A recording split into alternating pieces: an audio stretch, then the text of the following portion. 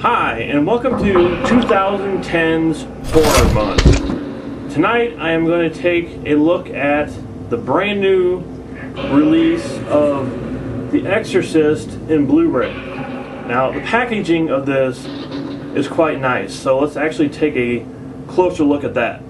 Now, for a Blu-ray packaging, this is fantastic, because usually when you get any sort of Blu-ray movie, it's in a blue plastic case and all it has is a disc in it. But this, they actually went above and beyond with it, and it came out with an actual hardcover booklet, and it's fantastic. I mean, as you can see, the graphics on it are really nice. So it's the scariest film of all time. The back of it, you know, it's just a extremely nice packaging on the outside. And on the inside here, you actually get a small note from William Friedkin, and it's just like a personal message from him, it says. And again, they didn't have to throw this in there, but it's awesome. And here is the actual disc, the first one. And that's the extended director's cut. And with it, you actually get a booklet, which again is pretty much unheard of for a Blu-ray disc. And basically the booklet tells you about the movie, and it gives you, goes through the actors and actresses, and gives you some trivia in here, and even has the Roman ritual, the actual ritual for the exorcism, and it's awesome. And on the back here is, of course, the original theatrical trailer of The Exorcist. Now, this is just fantastic by itself. Alright, so this comes with 2 discs, like I showed, and a ton of extras on both of these discs. First, we have the commentary by the director. So let's go ahead and listen to it. It's all clearly suggested here, and the rest is left to the audience. Presumably, when Kinderman leaves this house, he goes back and reflects on what he's learned, and perhaps he analyzes what he thinks is evidence found at the scene of the crime. But I didn't feel like any of that was necessary. Okay, so there you have it. There is a commentary by William Friedkin, and I don't really think he understands the concept of commentary. Because basically his commentary, even though he does have a few things about the making of the movie, how they went about making the film, it is mostly like he's telling you what's on the screen. It's kind of like, okay, this person's going to walk into the kitchen now, and they're going to walk over to the counter, they're going to take a cup off the counter, oh, she's going to take a drink now, then she's going to replace the cup. It's just like this running commentary of what you're watching on screen. And it's not that entertaining. There is some parts and pieces of it that he does explain a little bit. But the good part here is, or it could be a bad part, depending on how you look at it, is there is a different commentary between the original theatrical trailer and the extended cut. They're 2 different commentaries by the director. In this scene that you're looking at now, which was filmed at a chaikana, which means tea house, you see Father Merrin. We introduce Father Merrin as a character who is an archaeologist. And both of them are basically the same. They're somewhat entertaining, but at the same time, it's really hard to get through some of this commentary. It just gets really slow. The other commentary, and it's not really a commentary, it's kind of, and I usually don't like this, it's kind of like where they have somebody like sitting in a chair, and they stick a microphone in front of them, and they just talk, and they put that into the movie, so he's not talking about the movie, he's just talking. And I'm talking about the writer, William Peter Blatty. And that's what it is. He's just kind of talking about how he wrote the book and his beliefs in the supernatural and things like that. He did say your first draft is not faithful to the novel. Actually, it was. But in its opening pages, it seemed not to be. It's really kind of cool. But the problem with the commentary is it doesn't last for the whole movie. It's only about halfway until maybe it's about 30-40 minutes long, the commentary, or his talking. And then it switches to what it was called the special effects soundtrack, or the soundtrack for the movie.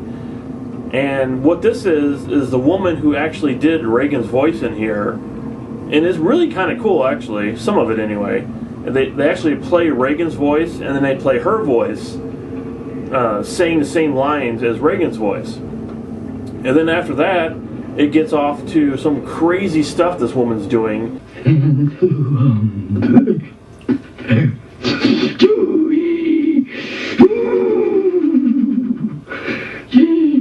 So it's kind of hard to listen to her make these crazy noises for 20 or 30 minutes, but it is kind of interesting, I guess. Alright, so let's take a look at the rest of the extras on this disc. So now we are looking at some of the sketches and the storyboards from The Exorcist. And as you can see, they're pretty much just the drawings and whatever from, you know, when they're making the movie. And this section is like every stills gallery that you get on a DVD. It's interesting if you're into watching, you know, or seeing the drawings and things like that. But otherwise, you know, this is kind of just a okay extra.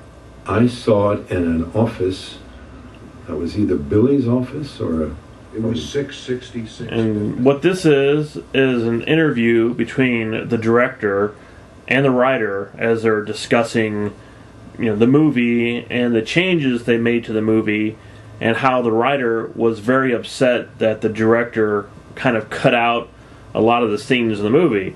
On this disc also is the original ending for The Exorcist, which I will not show because I don't want to spoil anything if anyone has never seen the original ending for it. And after that is what is called The Fear of God. And this is an incredible, absolutely incredible documentary of The Exorcist. And this is around an hour long, maybe a little bit longer, but it's just phenomenal. It wasn't just The Omen, it wasn't just Rosemary's Baby. It had a psychological, religious impact. It's not a film about Dracula. It's not a film about the alien. It is a film about people who live up the street. And there's a lot of stuff in here I've never known about The Exorcist, never heard about The Exorcist, and it's just really, really, really great stuff. Then, of course, you have your regular theatrical trailers and your TV spots, which are all, you know, interesting to see how they tried to advertise this movie back then. The next extra is called Raising Hell, Filming The Exorcist. And this is also a really good extra on here because they show a lot of the behind-the-scenes footage of them actually filming The Exorcist. And apparently the guy that did all the behind-the-scenes footage recorded almost the entire movie like this with no sound. Yet the only disappointing thing is you only get to see clips and very little bit of pieces of this. it's time now to show them how we did some of this, because it is a great classic film. And some of it was a lot of hard work, and Billy did an amazing job, and he was very demanding, and he drew the best out of everybody. The next extra on here is called Locations Georgetown Then and Now. And basically what this is it shows what Georgetown looked like when they filmed the movie compared to what it looks like now. How much difference it is between the two. Alright, so the next extra is called the different versions of The Exorcist. Now this, of course, compares the original movie to the new extended version and explains why they needed to add the extra scenes to the extended one that weren't in the original one. Alright, the rest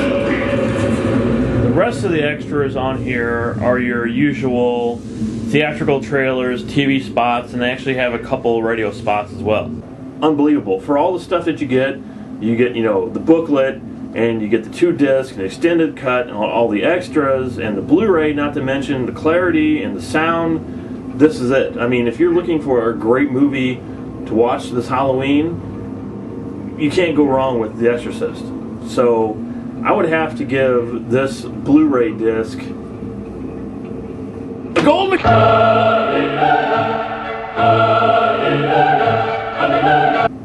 Again, if you've never seen the extended cut of The Exorcist, and even if you have seen the extended cut of The Exorcist, this is so much worth picking up. If you haven't gotten in Blu-ray, you think, oh, I've already bought the other edition, you know, this is definitely worth getting. And sell the other edition off eBay, give it to a friend, whatever. You know, this is the version of The Exorcist that you need to own. It's that good.